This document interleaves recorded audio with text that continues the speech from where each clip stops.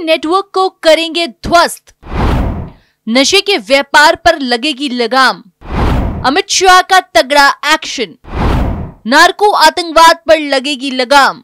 नमस्कार, आप देख रहे हैं कैपिटल टीवी और मैं हूं आपके साथ पारुल त्रिपाठी। भारत में ड्रग्स की खपत दिन प्रतिदिन बढ़ती जा रही है। इस धंधे में दुनिया के कई शहरों की चेन बनी हुई है जो हर लेवल पर सक्रिय है।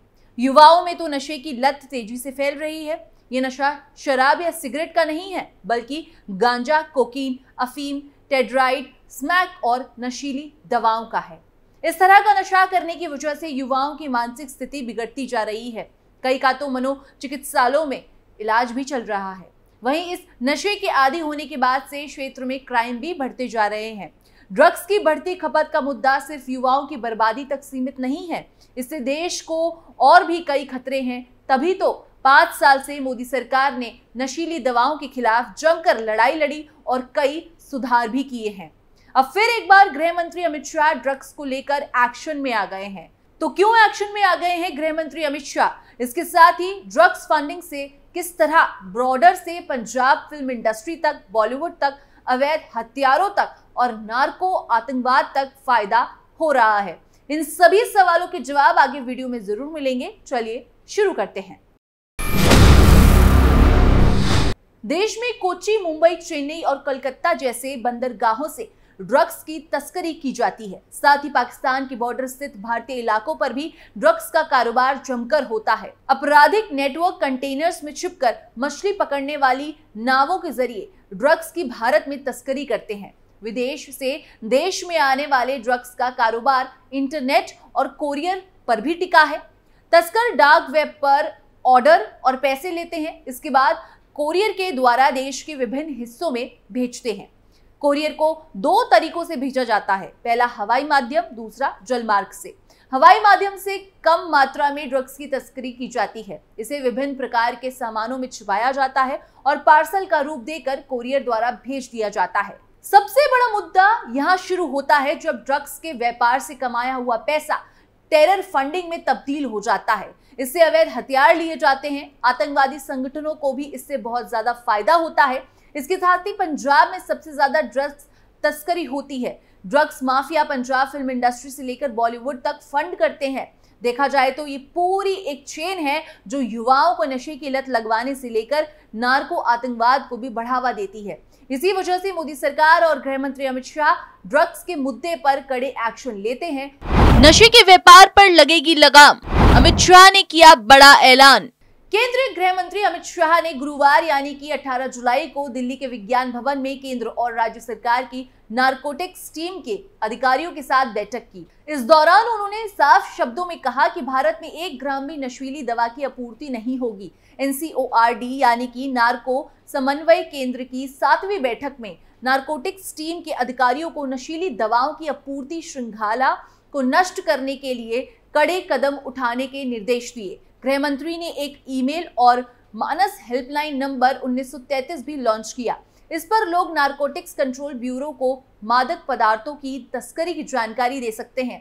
केंद्रीय गृह मंत्री ने कहा कि पूरा ड्रग्स कारोबार अब नार्को आतंकवाद से जुड़ रहा है और इससे कमाया जा रहा पैसा देश की सुरक्षा के लिए खतरा बन रहा है। उन्होंने कहा कि एजेंसियां इन ड्रग्स कारोबारियों और उपयोग करने वालों के पूरे नेटवर्क को उजागर करे। सरकार भारत में 1 ग्राम भी नशीली दवा और ड्रग्स नहीं आने देगी। साथ ही ड्रग्स की तस्करी के लिए देश की सीमाओं को भी प्रयोग नहीं करने दिया जाएगा। उन्होंने कहा कि ड्रग्स की आपूर्ति श्रृंखला के प्रति सख्त कार्रवाई की जाएगी। इसकी मांग में कमी लाने के लिए रणनीतिक दृष्टिकोण और नुकसान में कमी लाने के लिए मानवीय दृष्टिकोण अपनाया जाए। गृह मंत्री ने कहा कि यदि कोई नशीली दवा देश में भूमि, जल और वायु मार्ग के जरिए आती है तो उस पर नजर रखी जाए और अंतिम बिंदु तक जांच करके इसकी तस्करी का भंडाफोड़ किया जाए। मोदी सरकार ने किए कई सुधार। गृह मंत्री अमित शाह ने कहा कि बीते 5 साल में मोदी सरकार ने नशीली दवाओं के खिलाफ जमकर लड़ाई लड़ी और कई सुधार किए। पहले एजेंसियों का मंत्र जानने की जरूरत थी, लेकिन अब एजेंसियों को बदलाव करते हुए साझा करने के कर्तव्य के प्रति काम करने की और बढ़ना चाहिए। उन्होंने कहा कि सरकार जल्द ही नशीले पदार्थों की प्रारंभिक जांच के लिए सस्ती किट लाएगी, जिससे एजेंसियों के लिए ड्रग तस्करी के मामले दर्ज कराना आसान होगा। शाह ने कहा कि प्रधानमंत्री नरेंद्र मोदी ने 2047 तक भारत को अग्रणी बनाने का लक्ष्य रखा है। इसे केवल युवा पीढ़ी को नशीली दवाओं से दूर रखकर ही पाया जा सकता है। गृह मंत्री ने एनसीबी की वार्षिक रिपोर्ट 2023 और नशा मुक्त भारत पर एक बुकलेट भी जारी की है। गृह मंत्री ने कहा कि मानस पोर्टल के साथ ही कई अन्य पहल भी किए जाएंगे, जिन्हें राज्य और जिलों की हर इकाई तक पहुंचना होगा। उन्होंने कहा कि राज्यों को अपने बजट का एक हिस्सा नारकोटिक्स फोरेंसिक पर खर्च करना चाहिए। उन्होंने कहा कि सरकार जल्द ही नारकोटिक्स की प्राथमिक जांच के लिए सस्ती दर पर किट उपलब्ध कराने जा रही है, जिससे केस दर्ज कराना बहुत आसान हो जाएगा। 2024 में अब तक भारत में कितने किलो ड्रग्स पकड़ा गया? आंकड़ों की बात करें तो रिपोर्ट्स के मुताबिक पंजाब में 30 लाख लोग नशे के आदी हैं और हर साल 7500 करोड़ रुपए के ड्रग्स का कारोबार पंजाब में होता है। राष्ट्रीय अपराध रिकॉर्ड ब्यूरो की रिपोर्ट के अनुसार राज्य अब मादक पदार्थों के उपयोग और तस्करी के मामलों में पंजाब अब तीसरे स्थान पर आ गया है। ड्रग बरामदगी से जुड़े कुछ मामलों की बात करें तो हाल ही में पंजाब के जालंधर में देहात पुलिस द्वारा श्री खडूर साहिब से सांसद और खालिस्तान समर्थक अमृतपाल सिंह के भाई हरप्रीत सिंह को आइस के साथ गिरफ्तार किया गया है। सूत्रों से पता चला था कि हरप्रीत सिंह ने पुलिस ने करीब 5 ग्राम आइस बरामद की है। हरप्रीत सिंह गिरफ्तारी होने की पुष्टि जालंधर देहात पुलिस के एसएसपी अंकुर गुप्ता ने की है। उन्होंने कहा, जल्द हम मीडिया के साथ जानकारी साझा करेंगे। एसएसपी अंकुर गुप्ता ने कहा, हमने हरप्रीत को गिरफ्तार किया है, जल्द हम इस बारे में आपसे जानकारी साझा करेंगे और आइस जो बरामद हुई है उसके बारे में आपको बताएंगे। फिलहाल नशा कितना बढ़ गया है इस पर उन्होंने कुछ नहीं बताया है। हाल ही में भारत में लोकसभा चुनाव हुए और लोकसभा चुनाव के दौरान अवैध नकदी, ड्रग्स, शराब और मुफ्त उपहारों का उपयोग बढ़ जाता है। इसके माध्यम से मतदाताओं को प्रभावित करने का प्रयास भी किया जाता है। चुनाव आयोग लगातार इन गतिविधियों पर नजर रखता है और कार्रवाई करता है। इस चुनाव में भी लगभग 90 करोड़ रुपए के मूल्य की वस्तुएं पकड़ी जा चुकी हैं। इतना ही नहीं, इसी साल फरवरी में भारतीय नौसेना, एनसीपी और गुजरात एटीएस ने संयुक्त ऑपरेशन चलाकर गुजरात के कच्छ से नशीले पदार्थों की बड़ी खेप बरामद की है। पकड़ा गया ड्रग्स 3100 किलो का था। भारतीय उपमहाद्वीप में नेशनल पदार्थों की अब तक की सबसे बड़ी बरामदगी है। इस ड्रग्स की इंटरनेशनल मार्केट वैल्यू 2000 करोड़ रुपए से ज्यादा होने का अनुमान है। जखीर के लिहाजा से ये अब तक का सबसे बड़ा ड्रग्स कंसाइनमेंट था। पकड़े गए ड्रग्स के जखीर पर प्रोड्यूस ऑफ पाकिस्तान लिखा हुआ था। इसमें 2950 kilo hashish, 160 kilo methamphetamine, 25 kilo muffin था। इसके साथ ही ड्रग्स को लेकर बॉलीवुड के तो कई मामले आपके सामने आ चुके हैं। सुशांत सिंह राजपूत की सुसाइड केस के बाद कई बड़े स्टार्स एनसीबी के रडार पर आ गए थे। बॉलीवुड से सामने आया बड़ा मामला। अभिनेत्री रकुलप्रीत सिंह के भाई अमनप्रीत सिंह को 4 अन्य लोगों के साथ हैदराबाद में कोकीन के कथित सेवन के आरोप में गिरफ्तार किया गया है।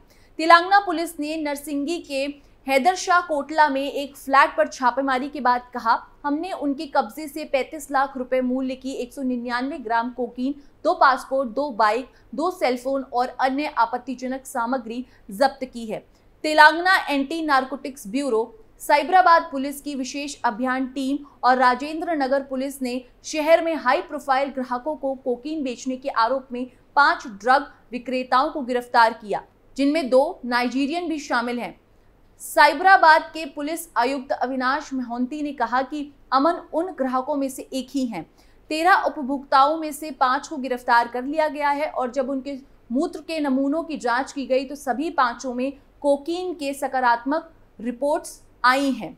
गिरफ्तार किए गए 5 लोग हैं अनिकेत प्रसाद, अमन, मधु और निखिल। तेलंगाना पुलिस ने एक बयान में कहा कि तेलंगाना मादक पदार्थ निरोधक ब्यूरो की ओर से युवाओं, छात्रों से अनुरोध है कि वे नशे के जाल में ना फंसे तथा माता पिता से अनुरोध है कि वे अपने बच्चों की गतिविधियों पर नजर रखें तथा पुलिस से संपर्क करने में संकोच न करें। पिछले साल प्रवर्तन निदेशालय ने रकुलप्रीत सिंह को ड्रग्स तस्करी और सेवन मामले में तलब किया था। 33 वर्षीय अभिनेत्री का बयान जांच एजेंसी ने इस सिलसिले में 2022 और 2021 में भी दर्ज किया था।